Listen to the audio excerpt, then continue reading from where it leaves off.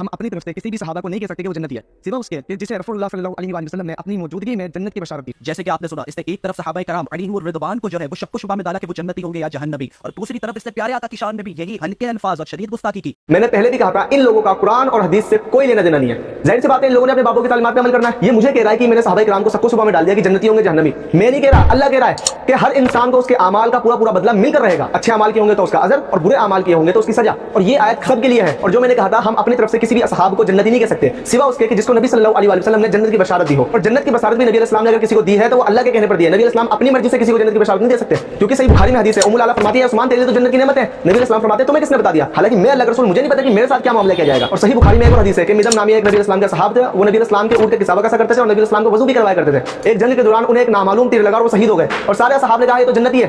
تو نبی علیہ السلام نے فرمایا تم اسے جنت کی بشارت دے رہے ہو، حالانکہ مجھے اللہ تعالیٰ نے دکھایا ہے کہ اس نے مال غنیمت میں سے ایک چادر چوری کی تھی، وہی چادر آگے کی بنا کر اس کے اوپر اڑا دی گئی ہے. جو نبی علیہ السلام کے خدمت گزار تھے ان کے بارے میں یہ حدیث ہے. میں پھر وہی بولوں گا، ان لوگوں نے اپنے بابوں کی تعلیمات پر عمل کرنا ہے تو قرآن و حدیث کہاں سمجھ میں آئے گا؟ تو ہمارا عقیدہ یہ ہے کہ ہر اہل ایمان، چاہے وہ صحابہ کرام ہو یا ایک عام مسلمان ہو، وہ جنتی ہے. اگر کوئی گناہ کیا ہوگا تو اللہ تعالیٰ اس کی سزا دینے کے بعد انشاءاللہ جنت میں ڈال دے گا، یا اللہ تعالیٰ بنا سزا کے جنت میں ڈال دے. لیکن اگر کوئی کافر ہو کے مرے گا تو وہ صحابہ کرام ہو یا کوئی عام مسلمان، اس کے لیے ہمیشہ کے لیے جہنم ہے. اور صحابہ کرام اس لیے کیونکہ نبی اسلام کی وفات کے بعد بہت سے صحابہ ایسے تھے جو بعد میں مرتد ہو گئے. اس بھائی نے وہ ویڈیو ڈیلیٹ کر دی تھی، اس وجہ سے میں نے تھوڑی نرمی سے بات کی، نہیں تو میرے الفاظ بہت سخت تھے. اور توحید کے ماننے والے ضرور فالو کریں، انشاءاللہ قرآن اور حدیث کا علم حاصل ہوگا.